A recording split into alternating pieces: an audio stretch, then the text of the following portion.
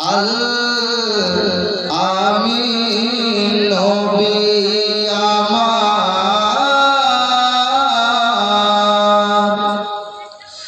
আল আমিন নবী আমার মুক্তি দাতা সবার আল আমিন নবী আমার মুক্তি দাতা সবার খোদা যারে বন্ধু করে দিল যে উপহার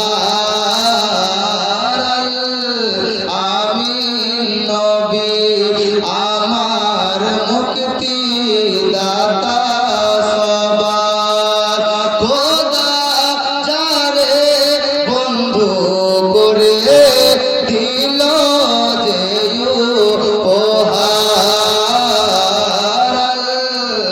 আমিন নবী আমার মোহব্বত বলুন সুবহানাল্লাহ। নবী পাক দেশে দুটো হাতকে উঠিয়ে বলুন ইয়া রাসূলুল্লাহ ইয়া রাসূলুল্লাহ। আমিন নবী আমার মুক্তি দাতা সবার খোদা যারে বন্ধু করে দিল যে উপহার আমিন নবী আমার দেখো যে জগৎবাসী দেখো দেখো রবি শশী দেখো দেখো জগৎবাসী দেখো দেখো রবি শশী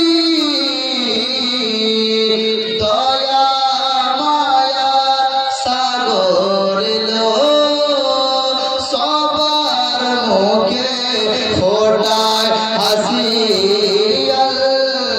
আমিন নবী আমার মুক্তি দাতা সবার খোদা যারে বন্ধু করে দিল যে উপহার আমিন নবী আমার পথের ধারে বাঁধা ছিল অবলায় বনের হরিণ পথের ধারে বাঁধা ছিল অবলায় বনের হরিণ সেই পথ দিয়ে আসতেছিলেন আমার প্রিয় নবী করিম নবীজিকে ডেকে বলেন ছেড়ে দাও গো আজ আমারে কচি কচি বাচ্চা আমার আছে যে পিপাসা আমিন নবী আমার ব্রাদার আপনারা বর্তমানে একটা শুনেছেন একটি ঘটনা যে রাসূল পাক সাল্লাল্লাহু আলাইহি ওয়াসাল্লাম তিনি পৃথিবী জমিনে যত মাখলুকাত এই পৃথিবী জমিনে এসেছেন প্রত্যেকটা প্রাণীর প্রতি আমার রাসূল সাল্লাল্লাহু আলাইহি ওয়াসাল্লাম তিনি মায়া করেন তিনি দয়া করেন প্রাণীদের প্রতি আমার রাসূল প্রচন্ড তিনি মায়া করতেন তো আমার রাসূল একদিন পথের ধার দিয়ে বন জঙ্গলের রাস্তা দিয়ে তিনি যাচ্ছেন তো যেতে যেতে তিনি দেখতে পাচ্ছেন যে একজন অবলা পশু একজন হরিণীকে একজন শিকারী নিজের জালের মধ্যে বন্দী করে একটা গাছের সঙ্গে তাকে শক্ত করে বেঁধে দিয়েছে তো আমার রাসূল সাল্লাল্লাহু আলাইহি ওয়াসাল্লাম শুধু মানব জাতির ভাষা বোঝেন না আমার রাসূল প্রত্যেকটা প্রাণীর ভাষা বোঝেন তো ওই প্রাণীটা রাসূল সাল্লাল্লাহু আলাইহি ওয়াসাল্লামকে দেখতে পেলে আর তাদের নিজ ভাষা বোঝেন ইয়া রাসূলুল্লাহ একটু আমার কাছে আপনি আসুন আর আসার পরে আমার কথাগুলো একটু শোনা, আমার রাসূল কথা শুনে গেলেন। যাওয়ার পরে রাসূল সাল্লাল্লাহু আলাইহি ওয়াসাল্লামকে ওই অবলহরি আমার রাসূল সাল্লাল্লাহু আলাইহি ওয়াসাল্লামকে বলছেন, ইয়া রাসূলুল্লাহ, আমি আজকে আহার করার জন্য এই জঙ্গলের মধ্যে আমি এসেছিলাম। ইয়া রাসূলুল্লাহ, একজন শিকারীর জালে বন্দী হয়ে আমি আজকে তার শিকার হয়ে গেছি। ইয়া রাসূলুল্লাহ, আমার গুফার মধ্যে ছোট ছোট আমার বাচ্চাগুলো আছে, তারা যদি নিয়মিত ভাবে তারা যদি দুধ পান করতে না পায়, ইয়া রাসূলুল্লাহ, তারা যেন পিপাসায় ইন্তেকাল করবে। ওগো নবীজি,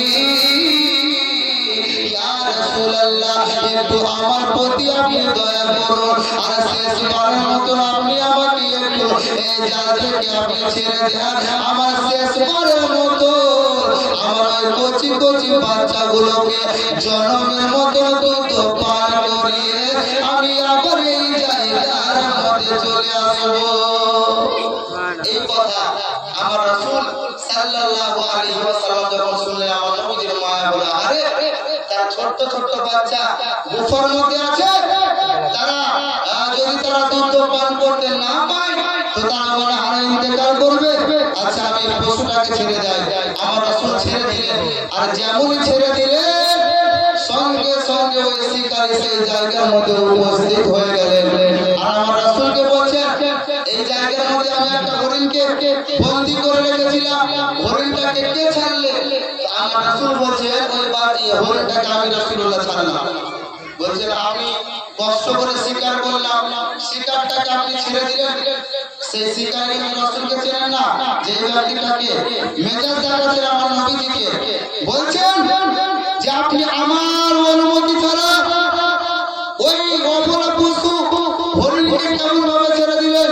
তো বলছেন, শোনো, সেই হরিণটাকে যে আমি ছাড়লাম, তো হরিণটা আমাকে ওয়াদা করেছে, কথা দিয়েছে, হরিণটা নিজের বাসার মধ্যে যাবে, জনমের মতো তার বাচ্চাগুলোকে দুধ পান করাবে এবং সেরা তারা আমার এই জায়গার মধ্যে আবার পুনরায় ফিরে আসবে।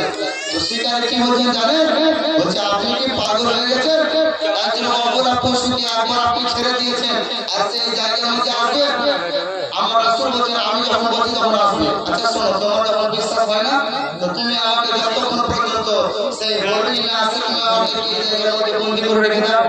তো সেই জন্য কবি বলছেন, আল আমিন নবী আমার, নবী যখন ছেড়ে দিল শিকারী তখন, নবী যখন ছেড়ে দিল শিকারী তখন এলো, বলে বিনা হুকুমে আমার হরিণ কেন সে ছাড়া পেল?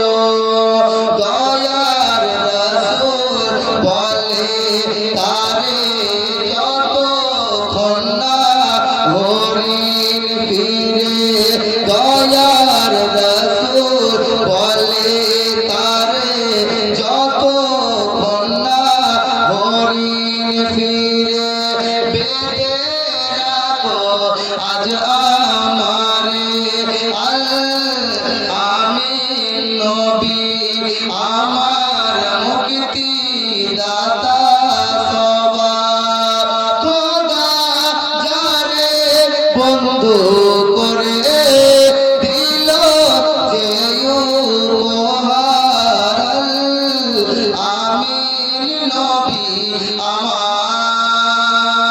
মহব্বতে বলুন সুবহানাল্লাহ, মহব্বতে বলুন সুবহানাল্লাহ।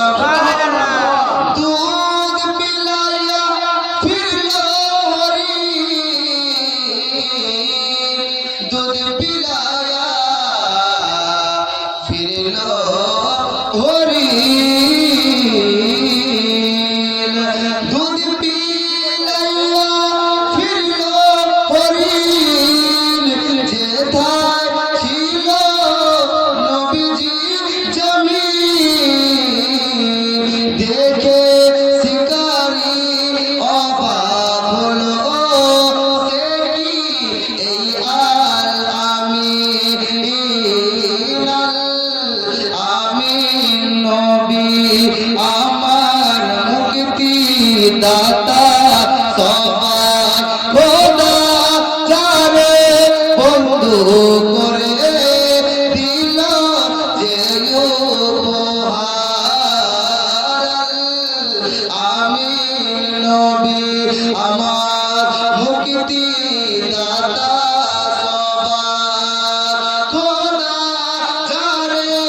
বন্ধু করে